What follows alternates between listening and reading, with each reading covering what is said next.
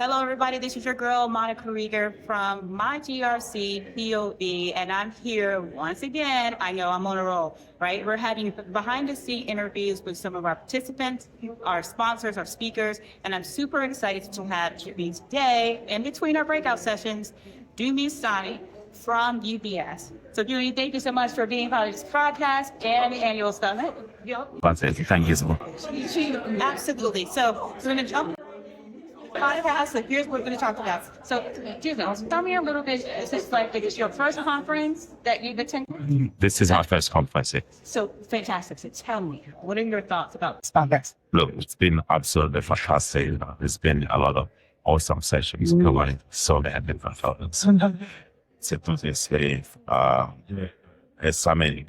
People from different industries are working on summit, so it's been very good in terms of networking, getting to meet different colleagues from different units from the United States, different industries, that type of stuff.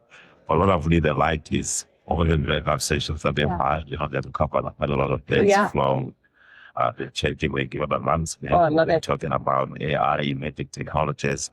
So it's just been very, very insightful to hear from a lot of professionals, a lot of things what's in that field. So it's been absolutely fantastic. So great point. So here's what I would also ask you.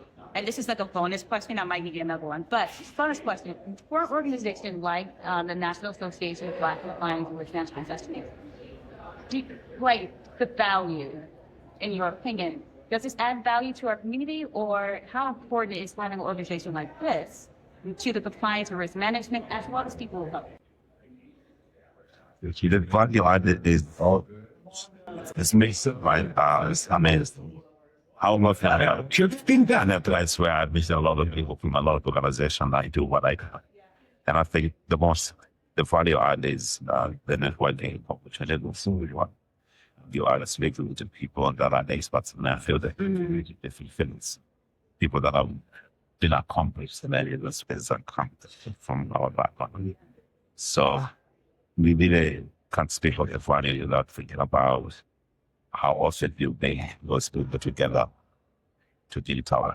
That's been a very part of it.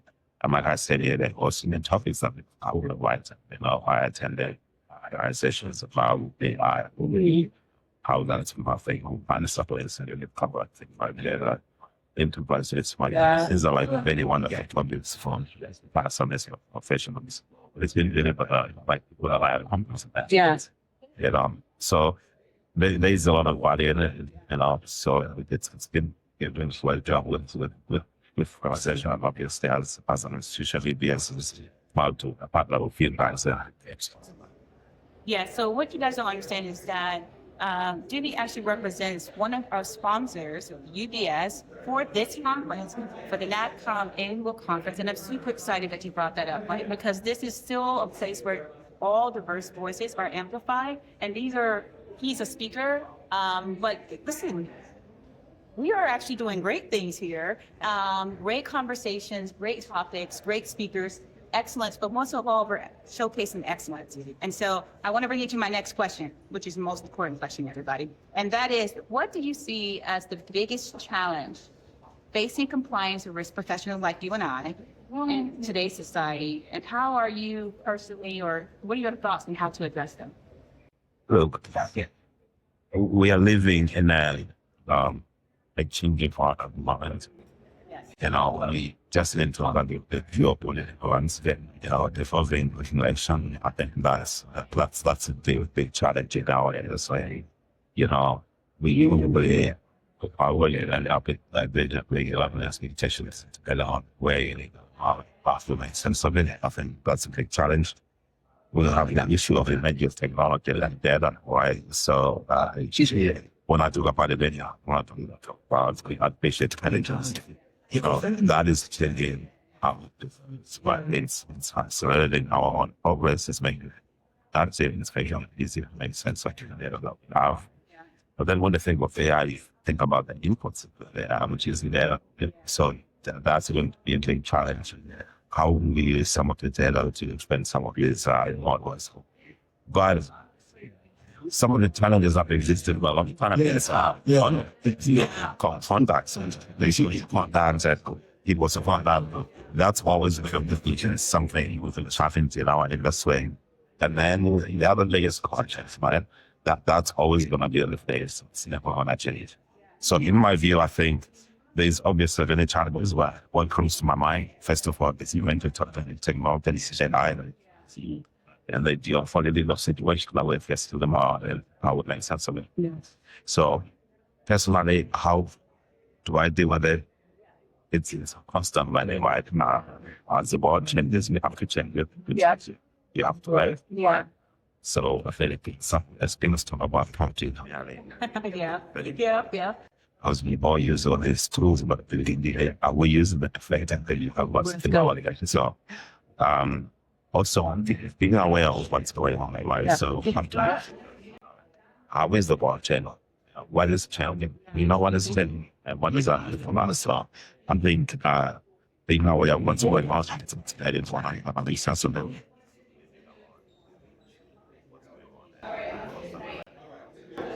Yeah, I totally agree with what you're saying because essentially it's about how we adapt those issues change. And we have current U.S. administration that is different than our past and it's making it more challenging. But to your point, we also have emerging technologies that we have to contend with. And then that comes down to the next point is culture. Like how are we going to handle this in the moral, ethical, healthy way that not only we drive strategy, we drive business, but at the same time, we get more work done with less effort, right? Maximizing those tools. So I love your point. And so I want to follow up in our last question, because I know we're about to start our next breakout session. That is, as we look ahead, what changes, opportunities do you believe industries must embrace to ensure there's greater equity, accountability, and I think to answer that question is why should we day-to-day handle the next question? Where the world is going, wanna again default that next balance. Not just that that's in our eyes, instead of having else more than some flaws. So you wanna bring people that think differently about problems of tomorrow. Will it buy the other programs maybe that don't exist in the big festival in China and so I think that's how we have to prepare ourselves for the future by having that less loss on the table. That is why this is the organization. If you want to survive the world, you have to have that assessment. So being able to find out how to bring it together, being able to have that talent, how it's able to some of these problems is not true. And secondly, we must change the world. I think we're looking what's going on in the world right now as if it's my system as I'm sure like it is. I think there's always with AI. Maybe if you want to spend less time spend more time doing the value right? But that's something you have. So we'll have to adapt. So what are some of the things that none of that you can do as you answer the government so do you want to be Smith? You want to have really 400 state documents are coming. But what I have to be able to lead for me and tell me if it's something that where I need to focus on. So we'll have to give any clear to find those solutions. Yeah. I think to your point is so spot on, right? Because as we're clients, professionals and experts, one of the things you have to do is be an opposite. Right, that is as well, and we have as well, and then we have to take an action on those policies and regulations, and then put them in task. This is how we're going to drive forward. But to your second point is with AI, we can get 400 pages done in less than 2 minutes, and now we can focus on the strategy and how do we navigate so we can become more compliant. And so I'm going to have to ask you a bonus question because you brought up a great topic. My question to you is, what do you see with AI's emergence?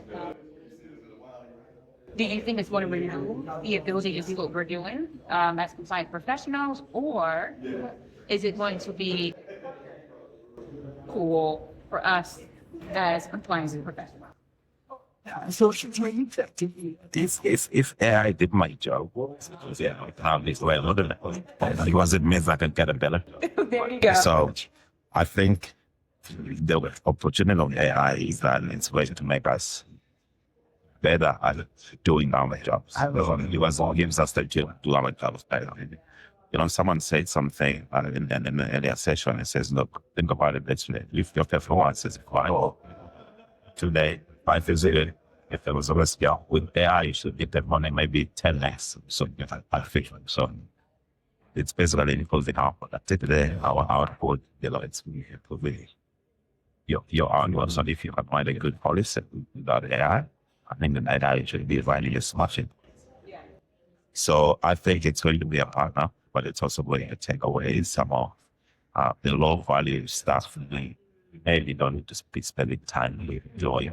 We should probably think about forward-thinking, thinking about what are the problems that are coming out that we should be thinking more seriously.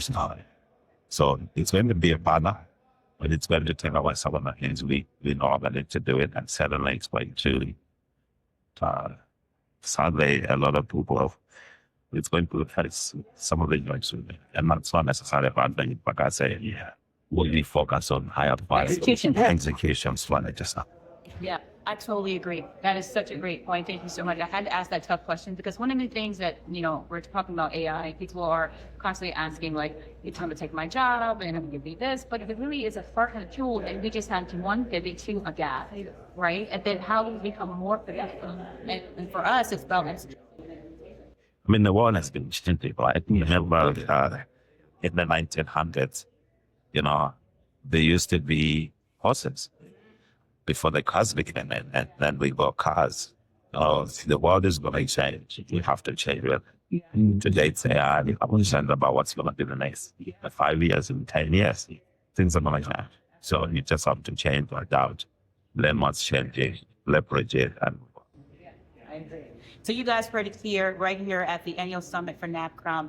I am super excited. Thank you to UBS for your continued support for this organization, your continued support for this conference. It's sitting a phenomenal speaker, and our architect in the compliance and risk space. But anyway, you guys know I have to run. We're about to go to another breakout session. But listen, if you do nothing else, make sure you check out My GRC POV because we have more insider interviews. Thank you so much, Dumi.